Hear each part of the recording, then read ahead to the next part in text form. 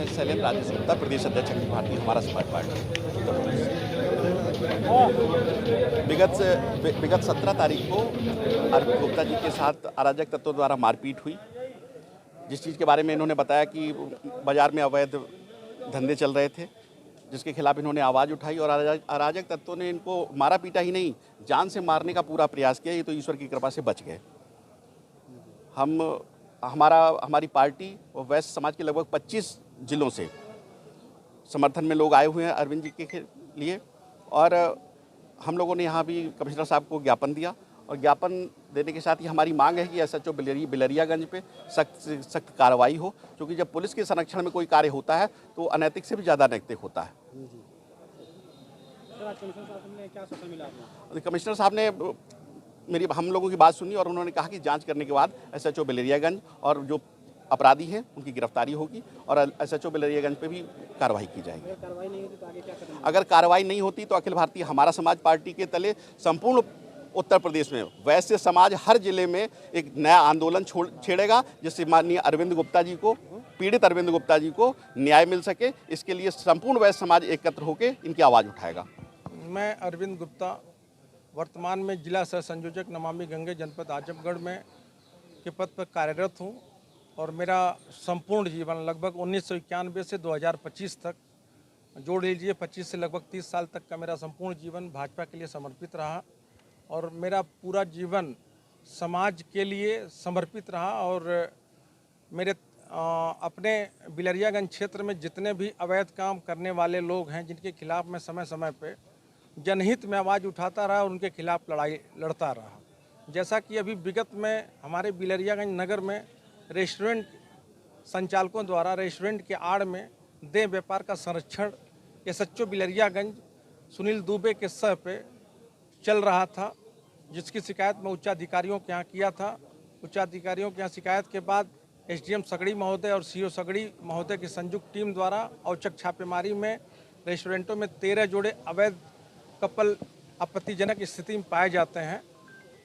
तो लड़कियों को तो मौके पर छोड़ दिया जाता है, लेकिन लड़कों को 151 में सुनने में आया कि पैसा लेके ये चालान करते हैं, और रेस्टोरेंट संचालकों के ऊपर कोई ठोस कानूनी कार्रवाई नहीं करते हैं, जिससे उनका मनोबल इतना बढ़ा होता है कि जस्ट दूसरे दिन से बदस्तूर वो क्रिया, अनैतिक क्रिया चालू रही। 3 से 4 दिन बाद फिर मुझे स्थानीय लोगों के द्वारा सूचना मिलती है कि भैया एक रेस्टोरेंट में कपल घुसा के बाहर से शटर बंद कर दिया गया है।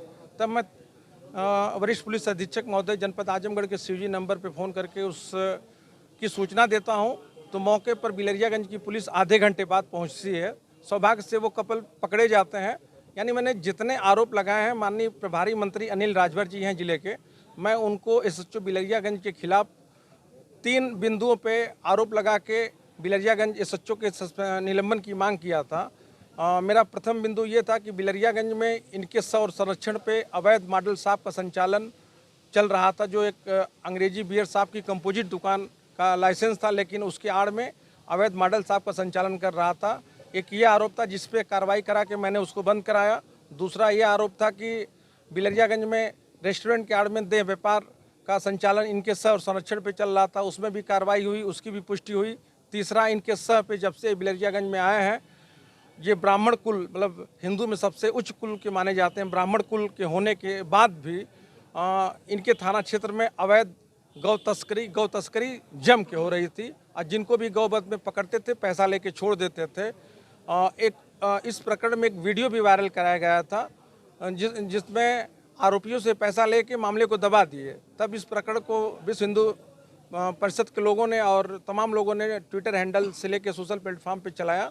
तो उसमें एसपीआरए महोदय अपनी लाव लश्कर लेके बिलरियागंज पहुँचते हैं, फिर उन लोगों को पकड़कर थाने पे लाया जाता है। 3 दिन तक बिठा के उस मामले में ये रिपोर्ट लगा दी जाती है कि वो वीडियो पुराना है, जबकि उस मामले में उन लोगों से ये 1.5 लाख रुपए लेके मामले को दबाने का काम किया था।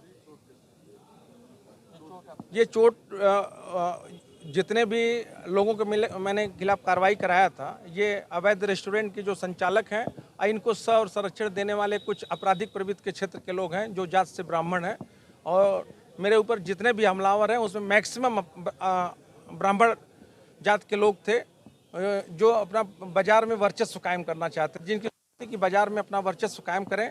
वो एक्चुअल भगतपुर के रहने वाले ज़्यादातर लोग हैं।